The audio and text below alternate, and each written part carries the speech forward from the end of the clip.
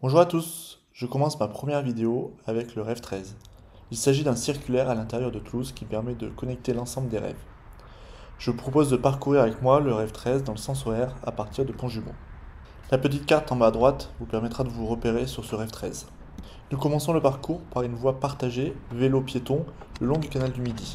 Si vous prenez à gauche, vous pourrez rejoindre le rêve 2 vers Saint-Jory.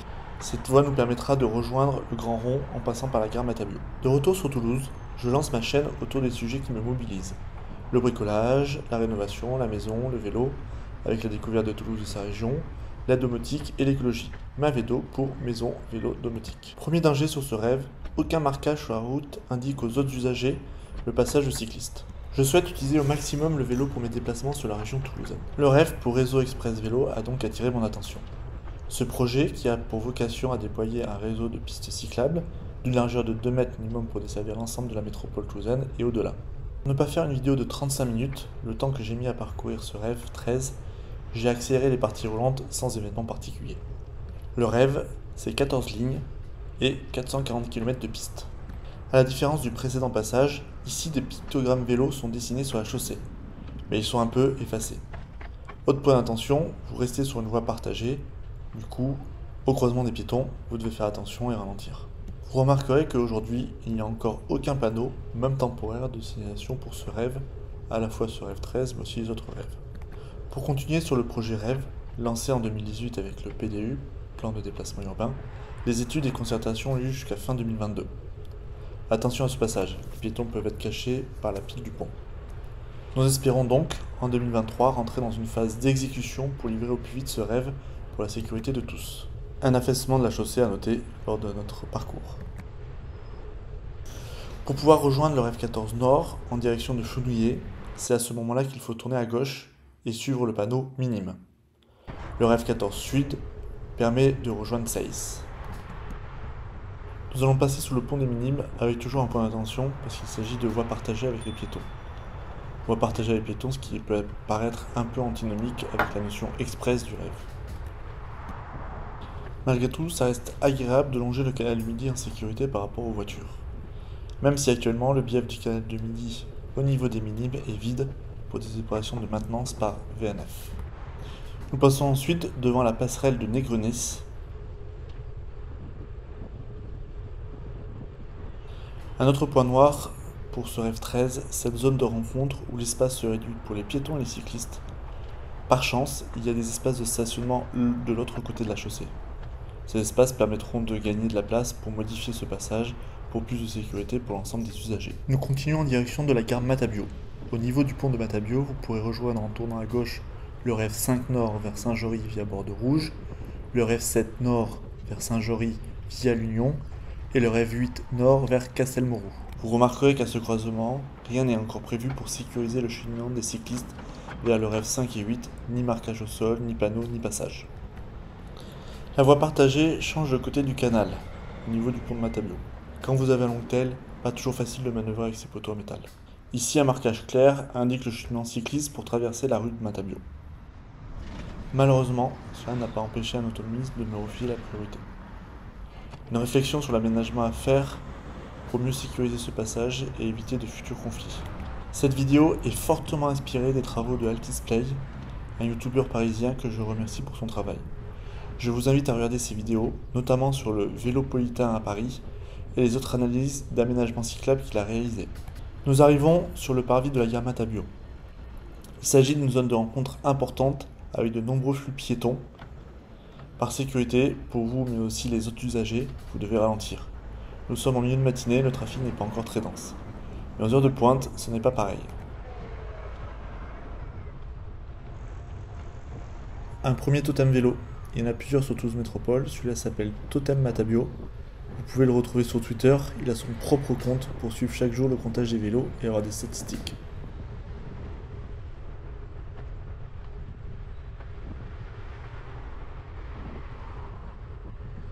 Nous allons passer sous les allées Jean Jaurès. Si vous souhaitez rejoindre le rêve 6 Est en direction de Beaupuy, il faut passer à droite pour rejoindre le pont Riquet. Sinon, pour continuer le rêve 13, nous passons sous le pont. Attention, ce n'est pas très large et à la moindre erreur ou croisement, vous pourriez finir dans le canal. Par chance, je n'ai pas eu à faire le croisement dans le virage. Comme il n'y a aucun marquage au sol, les usagers ne savent pas toujours qu'ils sont sur une zone partagée. Et encore moins sur un double sens. Les cyclistes donc ne s'attendaient pas à me voir arriver dans le sens inverse et m'ont forcé à me rabattre sur le côté.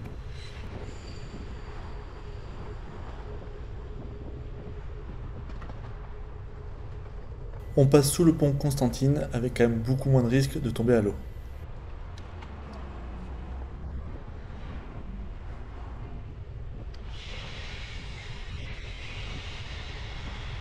Par contre, le passage sous ce pont est à bien anticiper et à négocier pour éviter de prendre un bain. Malgré tout, ça reste plus agréable de passer par là que de devoir se risquer à traverser la route au-dessus. Un croisement sans difficulté.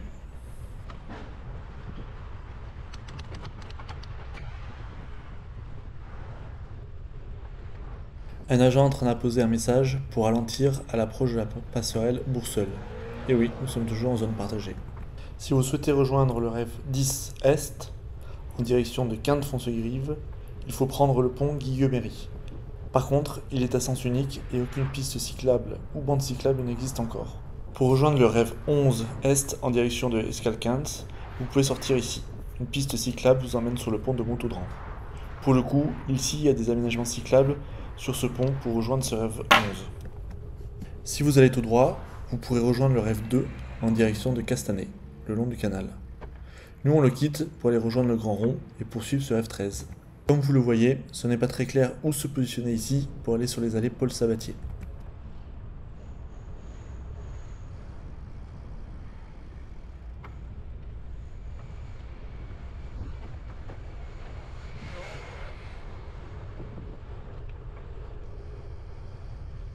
Arrivé sur le Grand Rond. Ici, chaque morceau du Grand Rond est différent. Il faut parfois monter sur le trottoir ou rester sur la chaussée pour sortir ou prendre une piste cyclable. Clairement, l'agencement du Grand Rond privilégie pour l'instant la voiture au détriment du vélo.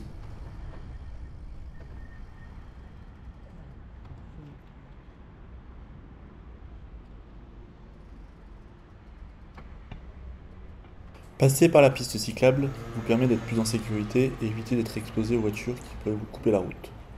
La contrepartie est le temps pour traverser le Grand Rond, qui est donc démultiplié pour les cyclistes. J'espère que la métropole de Toulouse va installer une piste bidirectionnelle autour de ce Grand Rond pour simplifier et sécuriser les trajets en vélo, tout en apaisant la circulation pour les piétons et les riverains.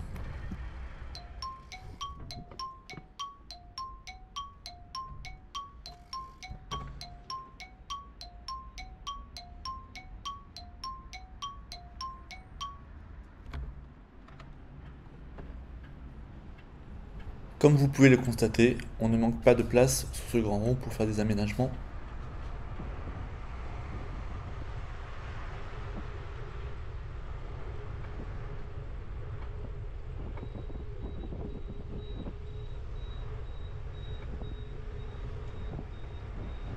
Ici par exemple, on se retrouve sur la chaussée. On ne le voit pas très bien, surtout avec le soleil en face, mais il y a un feu cycliste pour vous arrêter quand les voitures peuvent tourner à droite et vous couper la route. Ça permet de vous protéger.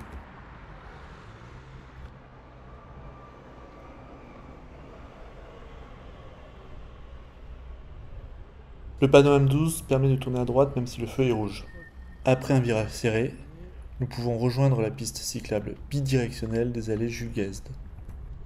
Il s'agit du premier tronçon avec une piste cyclable dédiée aux cyclistes sur ce REV 13.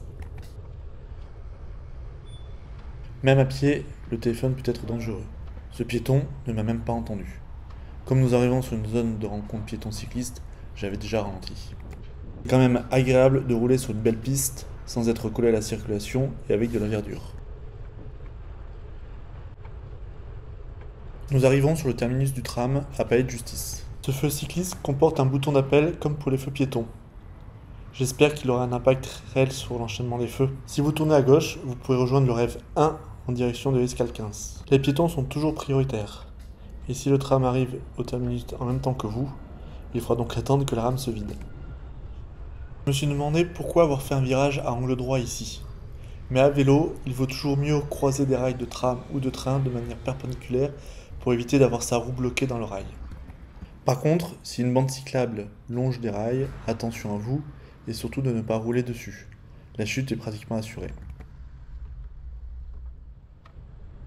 Par contre, ici on aurait pu imaginer un changement de direction plus doux. Nous arrivons sur le pont Saint-Michel que nous allons pouvoir traverser en toute sécurité.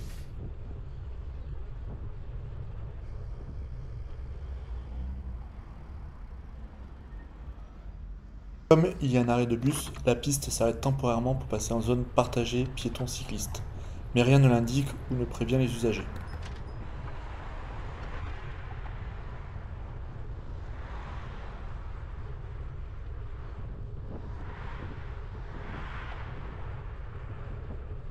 Nous arrivons sur la place Fer à Cheval où la piste bidirectionnelle fait tout le tour, ce qui simplifie et sécurise les trajets en vélo, notamment pour rejoindre les autres rêves. Sur la gauche, vous pourrez rejoindre le rêve 6 en direction de Muret via Longcompole et Portet-sur-Garonne, et le rêve 7 en direction de Muret également. Ici se termine la partie la plus agréable et sécurisée de ce rêve 13. La suite du trajet jusqu'à Pont-Jumeau se fait majoritairement sur des zones non sécurisées. Des voies de bus partagées, des bandes cyclables non protégées, voire aucun aménagement. Je me retrouve donc à slalomer entre les voitures, les poteaux, pour sortir de cette contre-allée et rejoindre, comme l'indique le pictogramme, la voie de bus partagée. Sur les 600 mètres entre la place Fer à Cheval et Saint-Cyprien, il va falloir alterner entre contre-allée et voie de bus partagée sur l'avenue. Un aménagement cycliste très étrange sur la gauche pour tourner vers la rue de Cugnot. Une bande cyclable qui vous oblige à couper à travers la circulation sur non pas une voie mais deux voies, celle de bus et celle pour les voitures. Après avoir rejoint l'avenue, le cheminement cyclable bascule à nouveau sur la contre-allée, puis revient sur l'avenue au niveau du feu à Saint-Cyprien.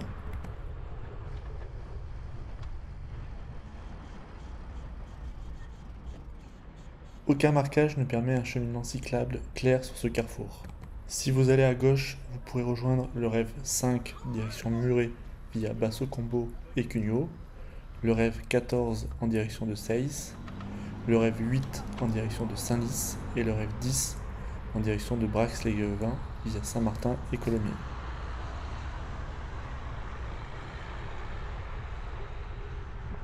Après avoir emprunté la bande cyclable, vous vous retrouvez de nouveau à devoir changer pour rejoindre cette piste séparée.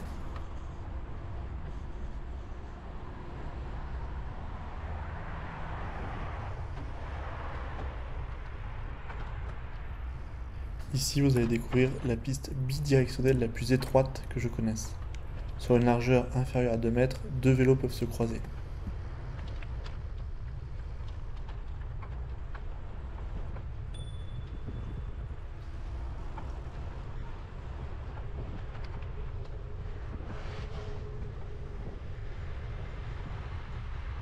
En prenant à droite sous le pont, vous allez pouvoir rejoindre le rêve 1 vers Seil et le rêve 11 vers Mondonville.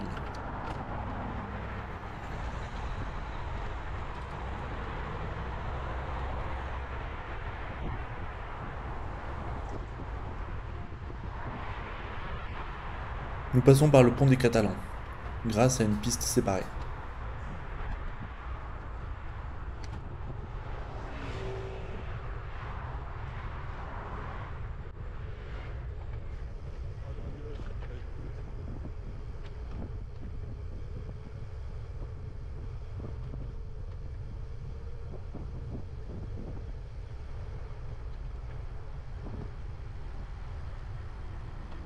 Comme sur la partie précédente, ici aussi ce n'est pas très clair.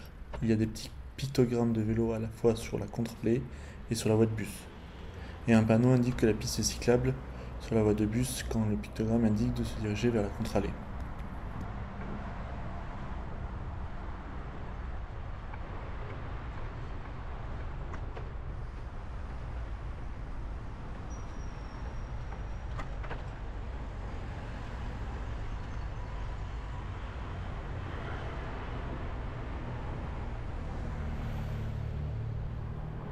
J'ai eu un doute s'il fallait prendre à gauche sur la contre-allée de Brienne, ou en contresens cyclable, ou passer par les allées de Barcelone. Le sens interdit est explicite, je passerai donc par les allées de Barcelone.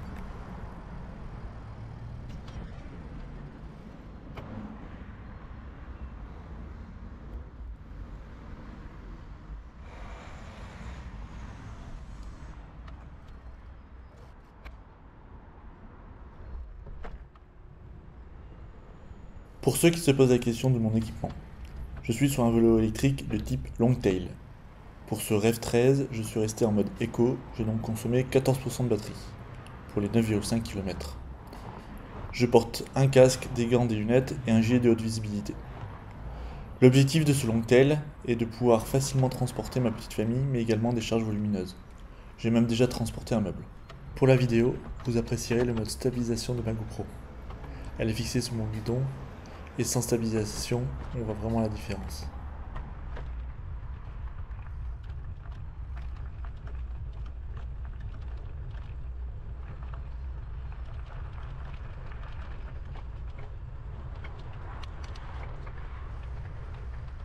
Un panneau vous indique clairement la fin de la piste, mais rien ne vous indique comment continuer votre chemin dans ce dédale de route.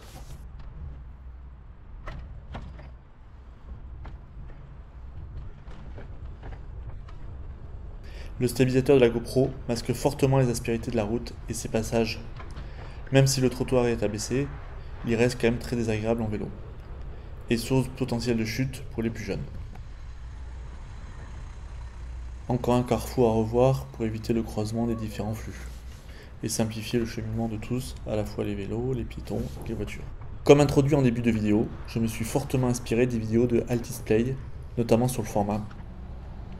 Au-delà de pouvoir faire un état des lieux à date de ce Rev 13, cette vidéo me permet également de m'améliorer en identifiant mes erreurs, mais également vous permettre de préparer vos trajets en anticipant au mieux les points à risque. Ici, je me suis trompé. Pour rejoindre les ponts jumeaux, j'aurais dû traverser plutôt que passer par ce côté. Je me retrouve donc sur le trottoir puis le parking. Il reste donc un gros travail de signalisation à mettre en place pour rendre plus visible ce projet rêve de réseau express vélo à Toulouse. Nous commençons à arriver à la fin de ce Rev 13. Nous avons donc 9,5 km environ, dont seulement 26% dédiés au vélo et 52% partagés avec les piétons. Ce qui est quand même antinomique de mélanger à la fois piétons et vélo express en termes de sécurité. Je me suis posé la question de pourquoi avoir retenu dans le tracé de ce Rev 13 la voie partagée piétons-cyclistes le long du canal du Midi, plutôt que de réaliser une piste bidirectionnelle dédiée aux cyclistes sur le boulevard Las-Crosse, le boulevard d'Arcole, le boulevard de Strasbourg, le boulevard Lazare-Carmaux et les allées Forain-François-Verdier. Il y a sur ces boulevards jusqu'à 6 voies de circulation, plus les contre-allées, ce qui laisse quand même assez de place pour créer des pistes bidirectionnelles. Pas très simple de s'insérer sur ce passage piéton quand des voitures passent de 90 km/h sur la rocade à 50 km/h en ville. Merci de m'avoir suivi dans cette première vidéo dédiée au Rev 13. N'hésitez pas à me faire vos retours ou poser vos questions en commentaire. Je vous souhaite bonne route et à bientôt pour une prochaine vidéo.